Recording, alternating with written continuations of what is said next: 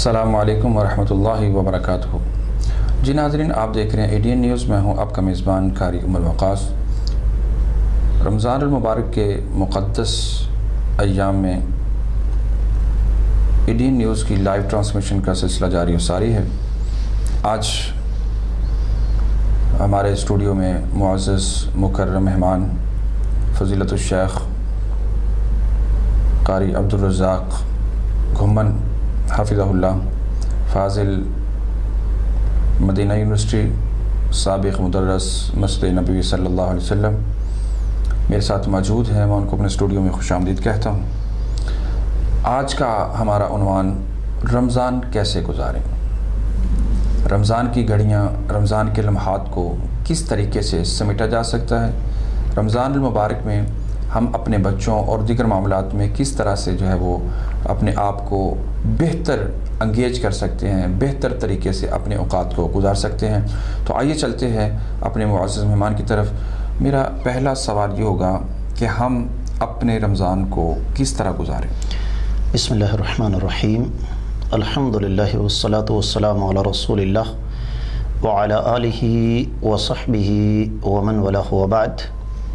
قاری صاحب، آپ کے سوال کا جواب دینے سے قبل میں ایک دو بات ضروری سمجھتا ہوں کہ واضح کر دی جائے کہ ہر مسلمان اپنے ذہن میں یہ بات بٹھا لے کہ رمضان اور عام ایام میں بڑا فرق ہوتا ہے۔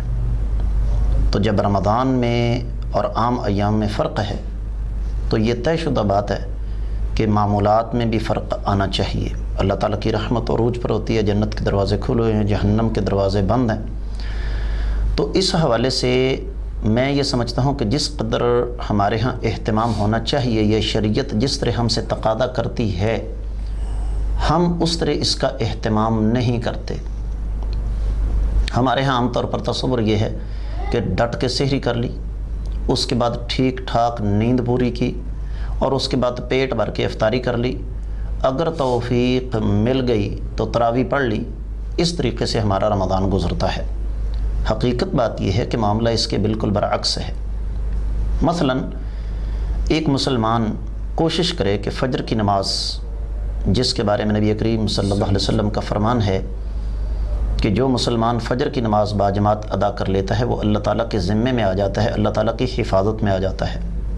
اور پھر آپ یہ دیکھیں کہ نماز کے لیے وقت پر جانا، اور پھر سنت نماز گھر میں ادا کر کے مسجد میں جا کے تحیت المسجد ادا کرنا، اور مسجد میں آپ پہنچے ہیں اور آپ نے دیکھا کہ بھی جماعت میں وقت ہے، تو اس وقت سے فائدہ اٹھاتے ہوئے دونوں میں سے ایک کام کر لیں، یا تو قرآن کی تلاوت کریں یا پھر جو صبح کے مسنون اذکار ہیں ان کا اہتمام کریں، نماز ادا کریں خشوع اور خضوع کے ساتھ۔ اور آپ کے علم میں یہ بات ہونی چاہیے کہ نماز فجر سے لے کر سورج طلوع ہونے تک بیٹھنا بلا شبہ اس کا تعلق رمضان کے ساتھ نہیں ہے، لیکن جو فضیلت اللہ کے رسول صلی اللہ علیہ وسلم نے بیان فرمائی وہ رمضان میں کئی گنا بڑھ جاتی ہے۔ اس لیے اگر ممکن ہو سکے تو فجر کی نماز پڑھ کے سورج طلوع ہونے تک انسان بیٹھ کر اللہ کا ذکر کرتا رہے، قرآن کی تلاوت کرتا رہے، دعا کرتا رہے، استغفار پڑھتا رہے، درود شریف پڑھتا رہے۔ اور اگر مستقل طور پر ایسا ممکن نہ ہو تو کم از کم رمضان کے کچھ ایام ضرور ایسا کرنا چاہیے۔ اور آپ کے علم میں یہ بات ہونی چاہیے کہ نبی کریم صلی اللہ علیہ وسلم کا ارشاد گرامی ہے کہ جو فجر کی نماز پڑھ کے اپنی جگہ پر بیٹھا رہا، سورج طلوع ہونے تک اللہ تعالیٰ کا ذکر کرتا رہا، اور اس کے بعد اس نے 2 رکعتیں پڑھیں، تو اللہ رب العزت اس کو کتنا اجر و ثواب عطا فرمائیں گے۔ ایک روایت میں حج کے الفاظ ہیں، ایک روایت میں عمرے کے الفاظ ہیں۔ اب ہر آدمی کی قسمت میں حج اور عمرہ تو نہیں ہو سکتا، لیکن اگر ہم تھوڑی سی کوشش کریں تو روزانہ کی بنیاد پر حج اور عمرے کا اجر وہ حاصل کر سکتے ہیں، اور رمضان میں تو خاص طور پر۔ دوسری روایت بھی ہے کہ جب تک اپنی نمازی جگہ پہ بیٹھا رہتا ہے تو اللہ کے فرشتے اس کے لیے دعائیں مغفرت بھی کرتے رہتے ہیں۔ جی بالکل، تو اس کا مطلب یہ ہوا، یہ تو عام حالات میں ہے نا۔ اگر ہم رمضان المبارک میں اپنی جگہ پر بیٹھ کر اللہ تعالیٰ کا ذکر کریں گے تو یقیناً اس کے اجر و ثواب میں کئی گنا اضافہ ہو جائے گا۔ ٹھیک۔ اس کے بعد جب آپ اشراق کہہ لیں، چاشت کہہ لیں، اوابین کہہ لیں، یہ ایک ہی نماز کے تینوں نام ہیں، تھوڑا بہت فرق ہے ان میں اوقات کار کا، لیکن نماز بنیادی طور پر ایک ہی ہے۔ شریعت آپ کو قطعاً اس بات کا پابند نہیں کرتی کہ آپ سارے کا سارا وقت صرف عبادت میں گزاریں۔ آپ نے یہ کام کیا، رب کائنات آپ کو توفیق دیتے ہیں، آپ اپنے کاروباری زندگی میں مشغول ہو جائیں، لیکن ایک حدیث یہاں پر میں ضرور سنانا چاہوں گا، صحیح بخاری مسلم سے نبی کریم صلی اللہ علیہ وسلم نے ارشاد فرمایا، سبعۃ یظلھم اللہ یوم القیامۃ یوم لا ظل الا ظلہ، قیامت کا دن ہوگا 7 آدمی اللہ کے عرش کے سائے کے نیچے ہوں گے، جس دن اللہ کے عرش کے علاوہ کسی اور چیز کا سایہ نہیں ہوگا۔ اور ان میں سے ایک آدمی کون ہے؟ فرمایا رجل قلبہ معلق بالمساجد، ایک ایسا آدمی ہے جس کا دل مسجدوں کے ساتھ معلق رہتا ہے۔ آپ فیکٹری میں کام کر رہے ہیں، آپ محنت مزدوری کر رہے ہیں، آپ سروس ملازمت کر رہے ہیں، لیکن گھڑی آپ کو اللہ تعالیٰ نے عطا فرمائی ہے، آپ بار بار اس کو دیکھتے ہیں، کس لیے؟ کہ کب میرے اللہ کا بلاوا آئے تو میں نماز کے لیے جاؤں۔ تو یہ ہے ہمارا فجر سے لے کر ظہر تک کا معمول۔ اب ظہر کے بعد آپ تھوڑا بہت آرام کریں، اس میں ایک اور چیز شامل کریں، اور وہ یہ، قرآن کہتا ہے یا ایھا الذین آمنوا قوا انفسکم واہلیکم نارا، اے ایمان والو اپنے آپ کو اور اپنے اہل و عیال کو جہنم کی آگ سے بچاؤ۔ مرد اپنے گھر کا ذمہ دار ہے۔ اللہ کے رسول صلی اللہ علیہ وسلم بڑی حسرت کے ساتھ یہ کہا کرتے تھے، حالانکہ امہات المومنین ہماری خواتین ان کے قدموں کی خاک کے برابر بھی نہیں، تو آقا علیہ الصلوۃ والسلام نے کیا فرمایا؟ من یوقظ صواحب الحجرات، مجھے دکھ ہو رہا ہے کہ میرے بعد ان حجروں کے اندر آرام کرنے والی میری بیویوں کو کون جگائے گا۔ یہ جملہ قابل غور ہے حدیث نبوی کا۔ بیوی کو، بچوں کو اس نیکی کے سفر میں اپنے ساتھ شامل کریں، قرآن کی تلاوت میں، نماز میں، ذکر و اذکار میں۔ اسی طریقے سے عصر کے بعد کا جو وقت ہے اس کو بھی غنیمت جانتے ہوئے باجماعت نماز ادا کی جائے، نماز کے بعد کے اذکار کیے جائیں، وہ تو ہر نماز کے بعد ہوتے ہیں۔ شام کے اذکار بھی؟ جی، شام کے اذکار عصر کی نماز کے بعد کیے جائیں، اور خصوصی طور پر یہ جو ہمارا افطاری کا وقت ہوتا ہے، ہم اپنے اہل و عیال کے ساتھ بیٹھے ہوئے ہیں، اجتماعی دعا کا ثبوت تو نہیں، لیکن اہل و عیال کو ترغیب دی جا سکتی ہے کہ وہ دعا کا خصوصی اہتمام کریں۔ اسی دوران ایک اور چیز آ جاتی ہے، بچوں کو چھوٹی عمر میں صدقہ کرنے کا عادی بنائیں۔ آپ خود ان کو دیں کہ بیٹا یہ افطاری ہے، ہمسایوں کا گھر دے آؤ، محلے میں فلاں غربا فقراء مساکین ہیں، ان کی عزت نفس مجروح کیے بغیر بالکل ترغیب دلائی جائے۔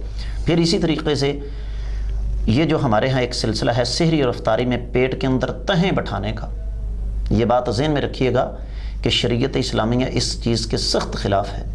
اللہ کے رسول صلی اللہ علیہ وسلم کی ایک حدیث میں یہاں سناؤں گا، جو رمضان کے علاوہ بھی ہماری صحت کے بے شمار مسائل کو حل کرنے والی ہے۔ نبی کریم صلی اللہ علیہ وسلم نے ارشاد فرمایا، آدم کے بیٹے کے لیے چند لقمے کافی ہیں جن کے ساتھ اس کی کمر سیدھی رہ سکے، اور فرمایا اگر زیادہ کھانا چاہے تو پیٹ کے 3 حصے کرے، ثلث للطعام و ثلث للشراب و ثلث للتنفس، تیسرا حصہ پانی پینے کے لیے، تیسرا کھانے کے لیے، اور تیسرا سانس لینے کے لیے۔ ہماری عبادات کے اندر سستی کی ایک بہت بڑی وجہ یہ بھی ہے کہ ہم اپنے معدے کو آرام ہی نہیں کرنے دیتے۔ رمضان روزے کا مقصد کیسے پورا ہو؟ میں تو ایک بات کہا کرتا ہوں کہ ہم میں سے ہر مرد اور عورت کو رمضان سے 1 دن پہلے اپنا وزن کرنا چاہیے، اور رمضان سے 1 دن بعد عید سے اگلے دن اپنا وزن کرنا چاہیے۔ اگر تو اس میں فرق آیا تو سمجھ لیجئے کہ روزے کا مقصد پورا ہوا، اور اگر وزن بڑھ گیا تو سمجھ لیجئے کہ ہم نے رمضان کو بھی کھانے پینے کا ایک ذریعہ بنایا، ہم نے اس کا مقصد پورا نہیں کیا۔ پھر اسی طریقے سے عشاء کی نماز باجماعت ہے، تراویح کا اہتمام ہے تدبر کے ساتھ، اسی دوران آپ نے قرآن کی تلاوت کے لیے وقت نکالنا ہے۔ اور میں یہ ضرور یہاں بات شامل کرنا چاہوں گا کہ جب آپ قرآن کی تلاوت کریں، ضروری نہیں کہ آپ پورا 1 پارہ پڑھیں، آدھا پارہ پڑھیں، چوتھائی پارہ پڑھیں، 1 صفحہ پڑھیں، لیکن ترجمے کے ساتھ قرآن کو سمجھیں۔ رمضان کو ایک بہترین موسم سمجھیں قرآن کو سمجھنے کا، شہر رمضان الذی انزل فیہ القرآن۔ ویسے بھی اللہ تعالیٰ فرماتے ہیں قرآن کو سمجھ کر تدبر کے ساتھ جو ہے اس کی تلاوت کی جائے، وَلَقَدْ يَسَّرْنَا الْقُرْآنَ لِلذِّكْرِ فَهَلْ مِن مُدَّكِرٍ۔ اس کے اندر تدبر کرنا چاہیے، اس کے اندر جو ہے شعور انسان کو حاصل کرنا چاہیے۔ تو خیر یہ آپ نے بڑا اچھا ایک پوائنٹ جو ہے وہ آؤٹ کیا ہے۔ اب یہ بتائیے گا، میرا دوسرا سوال جو ہے اس حوالے سے یہ ہوگا کہ کیا رمضان المبارک اپنے ساتھ اپنے بچوں کی تربیت کے لیے اہم وقت نہیں ہے ہمارے پاس؟ ٹائم، وقت، ہر چیز ہوتی ہے، اسکول، کالج، یونیورسٹی، اور بالخصوص آج کل تو جو وبا پھیلی ہوئی ہے اس کی وجہ سے ٹوٹل ہی لوگ گھروں کے اندر جو ہے وہ موجود ہیں اور محفوظ ہیں، تو کیا اس دوران اپنے بچوں کی تربیت کے حوالے سے اہم کوئی نقطہ ہمارے ناظرین کو بتائیے؟ قاری صاحب، گزارش یہ ہے کہ رمضان تو ہے ہی تربیت سارے کا سارا، اور یہ بچے، میں سخت اس بات کے خلاف ہوں کہ ممبر رسول پر یہ جو ہمارا ایک سالہ سال سے سلسلہ چلتا ہوا آ رہا ہے، ماں کے قدموں تلے جنت، باپ کی رضامندی میں اللہ کی رضامندی، اور جناب والدین کا گستاخ جہنمی، یہ کوئی نہیں بتاتا کہ والدین کی ذمہ داری کیا ہے۔ یہ خیر ایک الگ موضوع ہے۔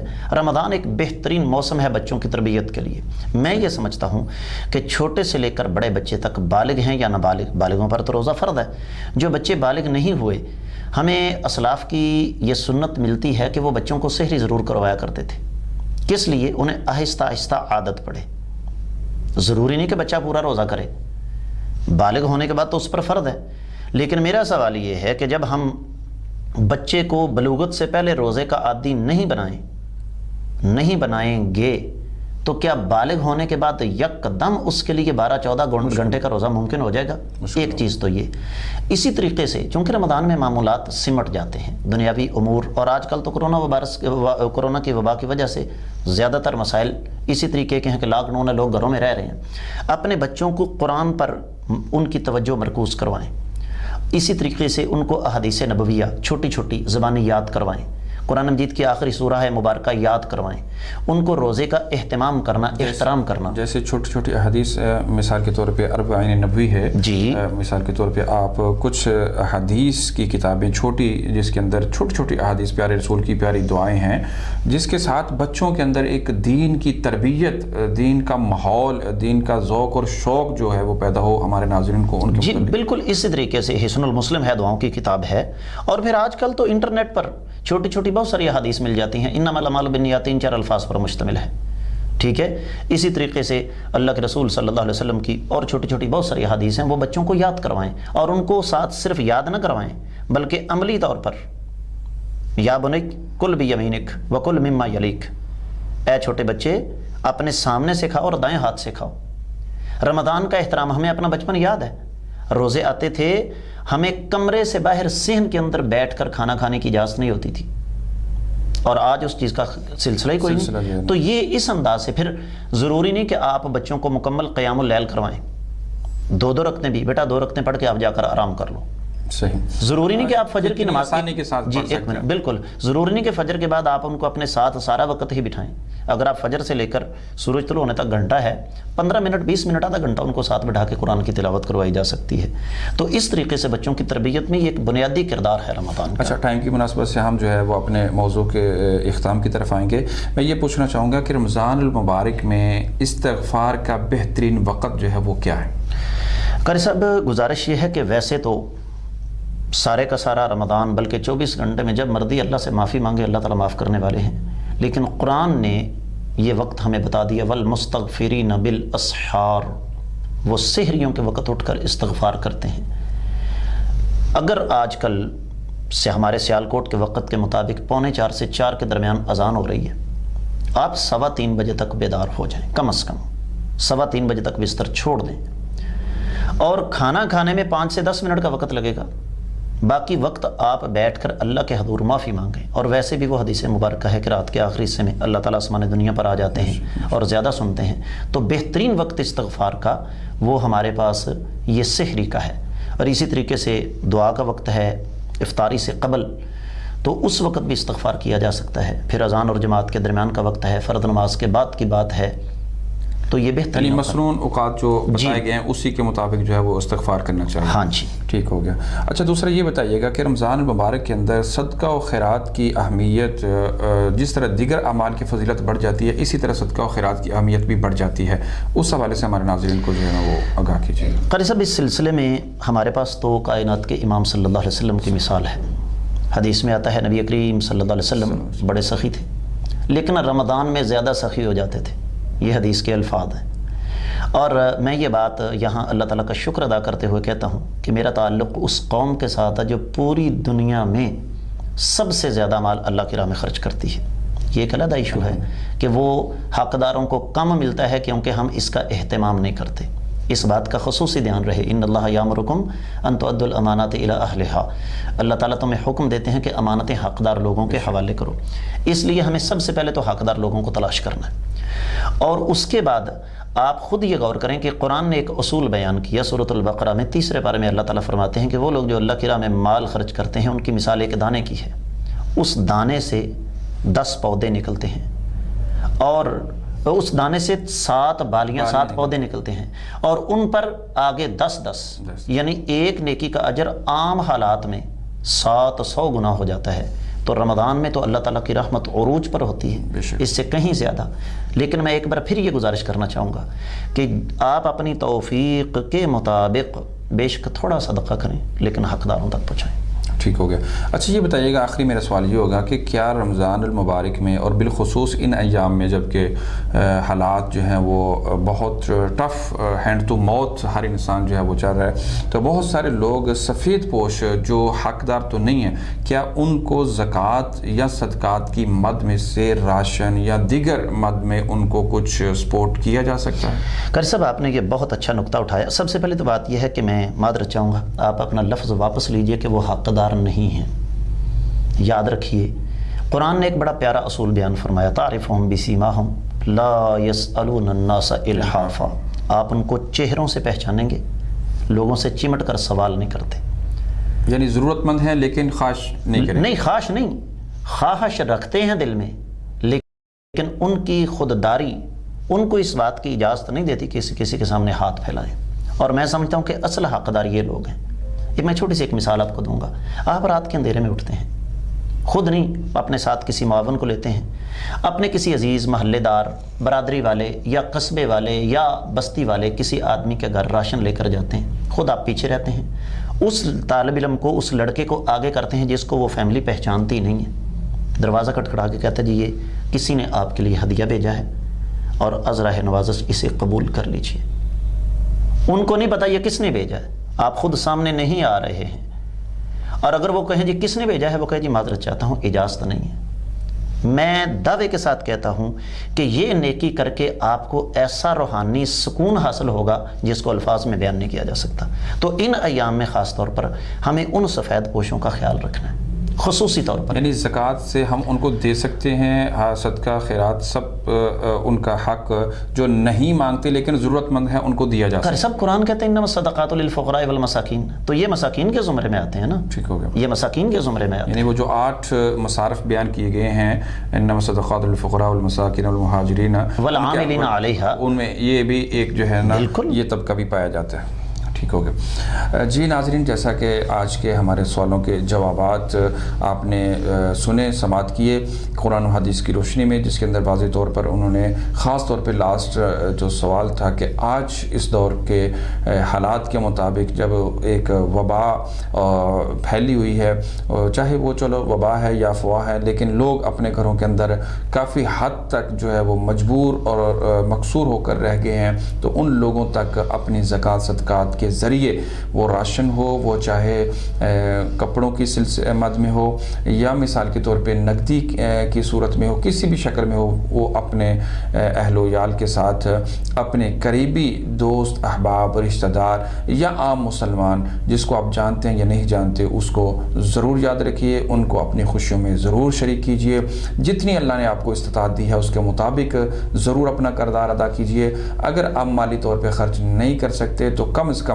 اخلاقی طور پہ ان کو سپورٹ ضرور کریں، ان کی خوشیوں میں ضرور شریک ہوں، ان کی باتوں کو، ان کے غم کو ضرور شیئر کریں، ان کے ساتھ ضرور چند لمحات گزارنے کی کوشش کریں تاکہ اللہ تعالی ہم پہ راضی ہو جائے۔ انشاءاللہ نئے پروگرام اور نئے انداز میں انشاءاللہ جلد آپ سے ملاقات کریں گے۔ اس وقت تک کے لیے ہمیں